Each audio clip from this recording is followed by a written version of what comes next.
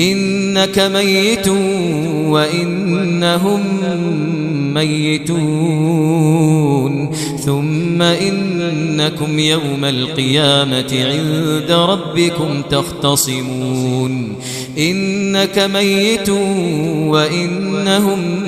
ميتون ثم إنكم يوم القيامة عند ربكم تختصمون فمن أظلم ممن كذب على الله وكذب بالصدق إذ جاءه أليس في جهنم مثوى للكافرين والذي جاء بالصدق وصدق به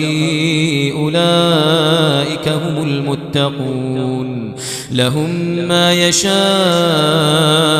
عند ربهم لهم